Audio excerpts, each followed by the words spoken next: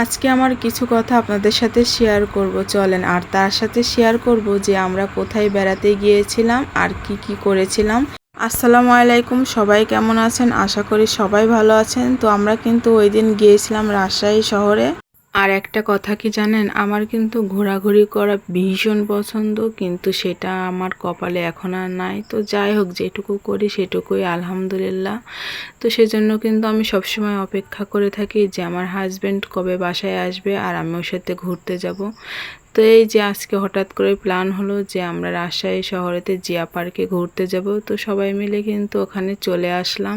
আর শুরুতেই কিন্তু এমন একটা সুন্দর গেট, তো গেটের ভিতর দিয়ে কিন্তু আমরা পার্কের ভিতরে চলে আসলাম। আর এখানে কিন্তু আমার ছেলে খুবই মজা করছিল আর একা একা ঘুরে বেড়াচ্ছিল সে সারা পার্ক জুড়ে। তো এই যে আমরা কিন্তু এখানে বসেছিলাম আর ওর খেলাধুলা দেখছিলাম এদিকে। আর ওই দিন কিন্তু অনেক পরিমাণে গরম পড়ছিল, তো গরমে কিন্তু আমার একটু ভালো লাগছিল না। তো আমি কিন্তু পার্কটা না ঘুরে কিন্তু এখানে বসে পড়েছিলাম।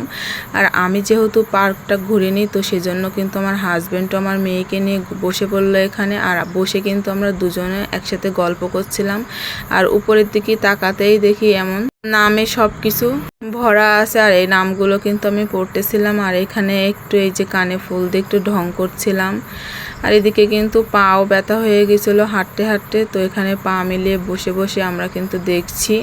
তো এখান থেকে উঠে কিন্তু চলে আসলাম একটু সামনের দিকে। আর সামনের দিকে আসতেই দেখি উপর দিয়ে একটা ট্রেনের মতো যেন কি যাচ্ছে, তো ওগুলো কিন্তু আমি ভিডিও করছিলাম। আর সত্যি কথা বলতে কিন্তু আমার রাজশাহী শহরটা বেশি ভালো লাগে পরিষ্কার পরিচ্ছন্নতার জন্য।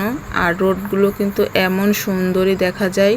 আর সত্যি কথা বলতে আমি রাজশাহী শহরে যতবারই এসেছি আমি কিন্তু মুগ্ধ হয়ে গেছি, আমার এই শহর থেকে যেতে ইচ্ছা করে না। তো এই যে তারপরে কিন্তু আমরা টিবাদে চলে আসলাম। আর এখানে কিন্তু ভীষণ হাওয়া ছিল, নদীর একটা হাওয়া আসছিল। তো আমার ছেলেও কিন্তু এখানে শরবত খাচ্ছিল। আর আমাদের ফিরতে ফিরতে কিন্তু রাত হয়ে গিয়েছিল, তো আমরা কিন্তু রাতের রাজশাহী শহরটা দেখব সেজন্য কিন্তু একটা রিক্সা ভাড়া করে নিলাম। আর এই রিক্সাটাই কিন্তু আমরা চড়ে পুরো রাজশাহী শহরটা ঘুরেছিলাম। আর আমরা কিন্তু রাজশাহী বিশ্ববিদ্যালয়ের ভিতরে গিয়েছিলাম। আর ওখান থেকে ঘোরাঘুরি করে এখন কিন্তু আমরা বাসায় যাব। তো যাওয়ার পথে এই যে রাস্তাটা এত সুন্দর লাইটিং, ভাই লাইটিং দেখলেই মনটা ভরে যায়। তো যাই হোক, আমাদের রাজশাহীটা কেমন লাগলো সবাই কিন্তু কমেন্ট করে জানাবেন। আর সবাই কিন্তু ভালো থাকবেন, সুস্থ থাকবেন। আল্লাহ হাফেজ।